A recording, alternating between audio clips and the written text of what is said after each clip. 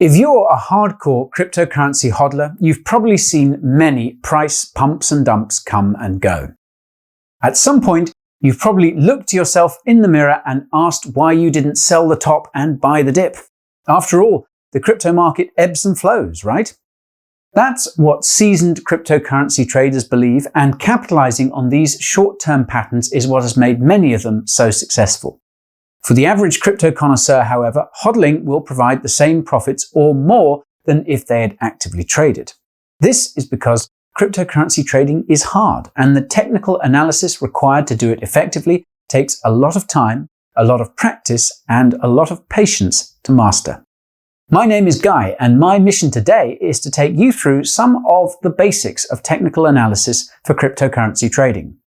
By the end of this video, I guarantee that you will have all the tools you need to hammer out your own unique trading strategy for every cryptocurrency you are holding.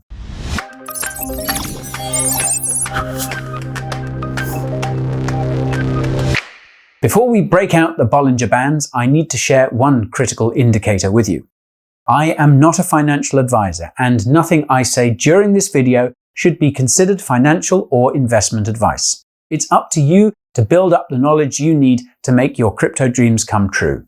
It's a long road to Lambo Land, and this video is just another stepping stone on that path. In case you missed it, my name is Guy, and I am the lead detective here at the Coin Bureau. I search far and wide for the latest and greatest cryptocurrencies, DeFi protocols, exchanges, and everything in between. Nothing crypto-related is off limits. Nothing. If you want unlimited cryptocurrency content, kindly navigate to that subscribe button and give it a click. Don't forget to ping that notification bell so you don't fall behind on what's hot. As always, timestamps are in the description. Be sure to use them if you're short on time or are looking to scratch a particular itch. Now, sit back, relax, get a drink if you need it, and let's get technical. To the untrained eye, technical trading looks incredibly arbitrary. Just pull up TradingView, draw a few lines, number go up, and boom, you're Warren Buffett Jr. Of course, whenever you or I try doing this, we just get bogged.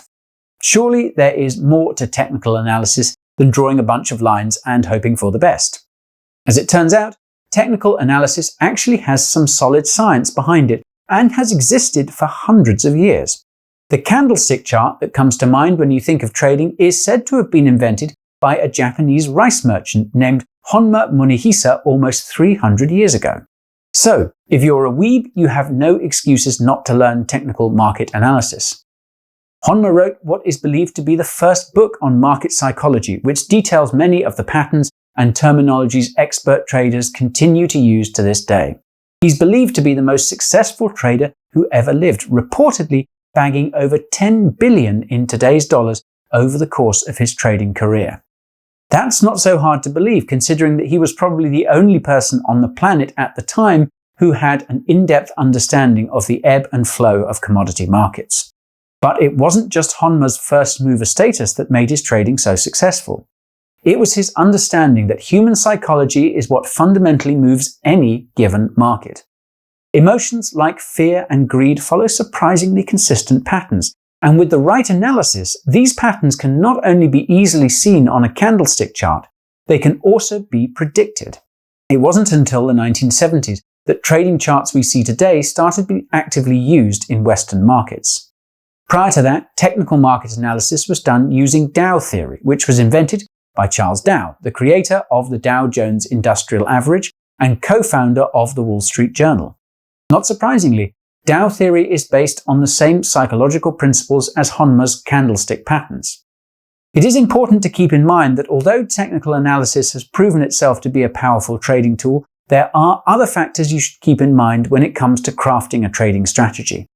For cryptocurrency, this includes things like tokenomics, network activity, use case, the team behind the cryptocurrency, any notable partnerships it has, and even macro indicators like Bitcoin's stock-to-flow model and Bitcoin dominance. Evaluating these factors is called fundamental analysis because it focuses on more objective measures of an asset's potential value. If you're a hodler, these are probably the metrics you're using to decide on which cryptocurrency to invest in and when to sell it. I actually made a video about some of these fundamental metrics and how you can use them to find promising altcoins that could moon. You can check that one out by clicking here. In contrast to fundamental analysis, technical analysis focuses almost exclusively on price action. Pumps and dumps are ultimately caused by the irrational emotions of the people holding an asset. Fundamentals be damned. Some would argue that technical analysis is the more accurate way to trade cryptocurrencies, given that the average cryptocurrency holder is exponentially more irrational than suit-and-tie Wall Street investors. Given all the insane price action around food-themed DeFi tokens and Wi-Fi token clones, I think there's a case to be made there. However, each cryptocurrency will require its own special blend of fundamental analysis and technical analysis in its price projections. It will be up to you to figure out how much emphasis you should be putting on one versus the other. Most of this will be determined by how long you plan to hold that cryptocurrency for. As a rule of thumb, technical analysis is used for shorter-term trading and fundamental analysis is used for longer-term trading and hodling. If you really want to be a crypto king or queen, you'll need to learn how to do both. You should also remember that although stablecoin trading pairs like ETH/USDT are the easiest to keep track of an asset in terms of dollar value, trading pairs with Bitcoin such as ETH Bitcoin can often give you a better sense of how well a cryptocurrency is performing relative to others. This is obviously pertaining to altcoins, and I have a video about how to plan your own ultimate altcoin exit strategy, which you can watch by clicking here. Without further ado, let's take a look at a few of the key elements used in technical analysis. Almost everything in technical analysis involves the candlestick chart. Most of you are probably familiar with it by now, but I bet a lot of you still can't explain exactly what it is or what it shows you when it comes to trading. Each candle you see on that graph in a standard cryptocurrency exchange gives you a snapshot of the trading activity within a given unit of time. For example, if you have the chart set for 1 hour, each candle will represent 1 hour of trading activity for that asset pair. Not surprisingly, a green candle means prices went up during that period, and a red candle means that prices went down. Almost all the candles you see will have something called a body and a wick. The body is the thicker part of the candle, and the wick are those lines you see poking from the top or the bottom. For green candles, the bottom of the body is the price that the trading started at during the time period, and for red candles, it's the top of the body. When you see a candle that has almost no body, it means that almost all of the trading during that time period took place within a very narrow price range. This means that the price did not change during that time. When you see a candle that's almost all body with no wicks, that means price either moved to the upside or to the downside during that period. The bigger these candles are, the more FOMO or FUD we feel. Wicks on a candle denote the highest and lowest trading prices during that time frame. These wicks are incredibly useful because they can tell us when traders are taking profits or buying the dip. A long wick on the bottom of a candle suggests that traders are buying the dip, meaning price could still be bullish. A long wick at the top of a candle suggests that traders are itching to take profits, which could be foreshadowing a shakeout. However, it's only when you factor in trading volume that you can really start making price predictions with candlestick charts. Factoring in trading volume is critical for good technical analysis. Each volume bar you see at the bottom of a trading window shows you the amount of an asset that was traded during the time frame you've set. As a general rule of thumb, you want to be trading on a market with lots of volume. Low volume tends to lead to price volatility, meaning that price could suddenly spike up or down. Pro tip: volume is the first thing you should look at when you're considering buying some hot altcoin on a shady cryptocurrency exchange. Some lesser-known exchanges will even set longer default trading time periods to hide low liquidity and questionable price action. Make sure that you still see a high amount of trading volume with shorter time frames before throwing your money into the void. Volume is used by many traders to confirm a price trend. For example, imagine you see the price of your favorite altcoin steadily dropping. Most of the candlesticks in the last few hours or days have been red, and it's not getting any better. Without looking at the volume, you might think this means you're headed for some hurt. But when you check the volume and you see that as price continues to drop, trading volume is also dropping. This means that the downtrend you see is not very strong, despite what the price action might have you believe. The bulls are standing by, and once the volume drops low enough, volatility kicks back in and the bulls are off to the races. The same is true if the price is rising and trading volume is decreasing. This means that there's only a matter of time before volatility strikes, and that could bring a strong reversal in price action. Now that you have a solid grasp of candlesticks and trading volume, let's take a closer look at some of the common patterns found in trading. If you've ever seen an expert trader in action, you know they love to draw lines as much as the Fed loves to print money. When traders draw lines, they're normally looking for three things: support, resistance, and a recognizable price pattern. Support refers to the lower limit of where the price of an asset could go, and resistance refers to the upper limit of where the price of an asset could go. There are many ways to assess where the support and resistant prices could be. The simplest method is to look at the lowest and highest prices hit during a given time period. If you draw a resistance line across the tops and a support line across the bottoms, it will give you a sense of how much volatility the market could experience going forward, which direction the price is likely moving, and even when to sell and when to buy. More often than not, drawing these support and resistant lines reveals a recognizable price pattern. There are dozens of price patterns, and most of these have stood the test of time, continuing to repeat themselves in every market ever since Honma Munehisa first defined them almost 300 years ago. Of all these patterns, triangle patterns are considered to be the most reliable by professional traders. Triangle is created every time support and resistant lines converge. The two most common triangle patterns are ascending triangles and descending triangles. In an ascending triangle, the resistance line is more or less flat, and the support line is angled upwards. In a descending triangle, the resistance line is angled downwards, and the support line is flat. Why the hell are these triangles so important? Well, when the current price reaches the edge of an ascending triangle, price tends to spike upwards, and when it reaches the edge of a descending triangle, the price tends to drop. Oddly enough, you can often use the left side of the triangle to determine just how much the price will change to the upside or to the downside. If this feels a bit too arbitrary, you can use a number of technical indicators to help you double-check if you're on the right track with your support and resistance lines. There are literally hundreds of different indicators that people use in technical analysis trading. Some of these are free to use, and others you will have to pay for. Unless you're planning on being the next Wolf of Wall Street, free technical indicators will be more than enough to build a robust trading strategy. There are 4 technical indicators that you should know if you want to effectively trade cryptocurrency: moving averages, the MACD, the RSI, and Bollinger Bands. Moving average indicators draw the average price of an asset over a given period of time. Exponential moving averages, or EMAs, are commonly used in technical analysis trading. Without getting into the details, EMAs put more weight on more recent prices when projecting a trend and react faster to price changes. Many traders believe EMAs to be the most useful moving average indicators for this reason.